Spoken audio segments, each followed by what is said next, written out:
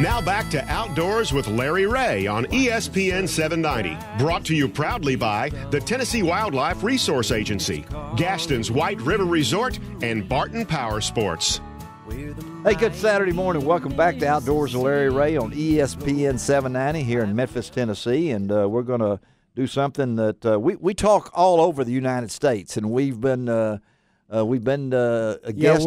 We have Ron Wong and Bill Cooksey. Good morning, Ron everybody. Wong is my fishing guru. Bill Cooksey is the editor of the Mid-South Hunting and Fishing News. He knows hunting and fishing. And 14 years on the air, we've talked to a lot of folks and all over the United States. But we're taking this across the big pond, as they say. Right. This is the second time that I can remember because we covered Phil King and Tim in Spain. Haney. In Spain or But now Italy? we're heading north. No, it was in Spain for the Spain, World that's right. Catfishing That's Championship. right. Well, That's right. my good friends at Plano recently hooked me up, and they've been a great supporter of Outdoors with Larry Ray over our 14 years on the air, and said that you really need to get Ross Honey. Ross, how do you pronounce your last name? Honey, like birds and the bees. Ross. Honey. Oh, You got Ross. that right the first Yeah, time. Ross Honey from the World Predator Classic, which is going on over in the Netherlands right now. There's no way I'm going to pronounce the name of the city where Ross is having the event. I'll let him do that, but Ross is agreed to come on with us. He's the managing director for Angling Spirit. You folks may know him from the World Carp Classic, which he's had events that have been participation from over 40 countries from around the world, $1.5 million in prizes and things along this line. But right now we're going to talk to Ross about the World Predator Classic. First of all, Ross, welcome to Outdoors with Larry Ray. And I know there's a great time zone difference here, but we're not going to get into that. But tell us a little bit about the World Predator Classic. You're over in the Netherlands, and I've seen videos of it. I've seen the different categories, but tell us a little bit about the event. Well, the event itself, it's an absolutely amazing event. There's three different categories, and which in itself over here in Europe makes it slightly different. In as much as during the competition, the competitors, they need to catch 3 zander, 3 perch, and 1 pike. No, I'm going to interrupt you. You said 3 landers. Zanders? Yeah, no, Zanders, they're like walleye. Okay, they're like walleye. Okay. I hope they eat like walleye. Oh, they do probably. Okay, All right. well, so we got some Zanders, we got some perch, and we got some, what's the other one? Pike. And the pike. Okay, we're Yeah. familiar with the first two, and we know what walleye look like. So, okay, go ahead. And in the area we're actually fishing, which is the venue we're using, which is just south of Rotterdam, it's a third of the width of the Netherlands. So it's a brilliant area. It's a fantastic arena we've got for the event. And it goes back right the way back to the 12th century. We're using a fantastic location for the event opening, for the registration that we've had, and everything else. And during the course of the event, the competitors have been blown away by. In fact, we've even had the oldest dry dock in the history of the Netherlands emptied, and that's where the stage has been built for the prize giving this evening. Really? Okay. All right. And now you have the fishing event. You have kayak is a division, and you have something called street fishing. Yeah, street fishing. It's really, really taken off here in Europe. Street fishing. It's basically ultralight fishing. So light fishing rods, light fishing tackle, and basic things that you can pick up and just carry around. And we've got 160 anglers even competing in that event, and they're from, I think it's about 12 different countries that are competing in that category. And we're talking about they're right on what we would call the sidewalks or anything, fishing out into the area that meanders through this area where you are. Absolutely, yeah. It literally is right the way through the middle of the town. So literally by the bars, the restaurants, the shops, anywhere there's water that goes past that there are possibly fish in.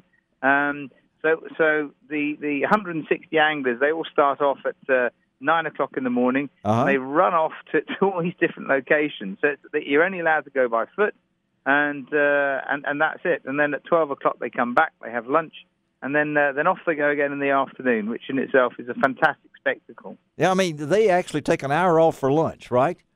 Yeah, they do. Yeah, That's amazing for us Americans. That's pretty Very well much. Amazing. And I know in the big competition, we got a couple of American teams in there. I know. In fact, we've had one of those on the show, Larza. We have had her on this show, if I'm not mistaken, and I'm assuming she and Patrick Crawford are in there. And yeah, they're in there. Yeah. And Marianne Husky, and Terry. Yeah, Marianne Husky's in the competition as well. Yeah, so they're waving the flag for everybody in the USA. So you've got two teams over here this year. And it's amazing now. So what are we talking about poundage wise? What size? I mean, what are we? I've seen some of these. There are some big fish out there. Well, some of the pike will go up to about 35 pounds. So that's pretty that's good kind size. That's a great size. Nice pike. That's a nice pike. And you fish certain hours. Yeah. Did you? And I'm assuming you started with your cannon blast, right? Yeah, I tell you, it was so cool. I mean, I don't know if anybody's ever fired a 15th century cannon before, but it's something special about that. Not every day. We don't have them over here. Not every day. No, we haven't had them since the war between the states here over here, Ross. That is for sure. The idea for this, Ross. How many years have you done this? Well, the carp fishing event I set up in 1998, and we've run that consistently every year. Wow! And this event, this is the second year of the event. Okay. But it's got an incredible opportunity in future with what's going on, particularly for everybody over in America. Yeah. Well, we want you to do this, and you've hooked up with Plano, right? Yeah, absolutely. Yeah, I mean, Plano have been a great support, and they made a long-term commitment to get behind this event, along with the likes of Rapala, Shimano, Mercury, Nitro, Bass Boat. I mean, the major brands have got behind this because I think they share the vision that I have for the event. Well, and it's effectively to create the Ryder Cup of angling. That's what I was going to get into. This you're trying, and I saw that the fishing equivalent to the Ryder Cup in golf. Exactly. Was that going through your mind? I can tell that you're a guy that likes to think and out of the box type thing. Can this be possible? Absolutely. Well, look, what will happen is just in 2016, next year, we're going to have 10 American teams participate in this event. But what is currently happening is from the first, second, and third year, we're forming the European and the rest of the world team. So the guys that win the event or come second or third or catch the biggest fish in this competition over the first 3 years will form the European team. That's to take on everybody from the States, and that's where it gets really exciting. Wow. Bill Cooksey, you're listening to this. I'm going with Ron Wong. Yeah. This is. Let's do it. We need to get a team from right here over there. Ross, is there any way that Bill and I could compete next year? Absolutely, yeah. You'd be very welcome. You'd be absolutely there'll be, as I said, there's going to be 10 places for 10 American boats, and from what's going on, I'm coming across to ICAST in a few weeks' time. There you go. All right. So so from that point of view, that's one good thing. But hear this, and this is where it gets really exciting. In 2017, we'll have 21 Americans. That will be the size of the American team, like the Ryder Cup team in golf. Yeah. So we're gonna fly 21 of the top American anglers over from the States over to Amsterdam. Mm-hmm. We're going to have the red carpet laid out for the team when they get off the plane, and the band will be playing. There'll be limousines to take the American team to Halifax, which is where we are. The cannons will be fired. There'll be drama. There'll be fantastic civic receptions and bands playing. And that's the start of where we're going. Ross, that sounds awesome. Now, let me ask you, how do you select those 21 teams? You see, that's where it gets interesting. That's why I'm coming across to ICAST this year. Would you like to come see? Well, you want to talk to me when I'm at ICAST, and we can talk about this. Absolutely, because I think what is going on, we've got so many countries that are starting to get involved. We've got the Australians that are coming next year, the Asian teams, but particularly with this Ryder Cup element, which will be run in 2017, that will be super exciting. It really will be. Well, I can see the excitement. And Ross, you're from England, right?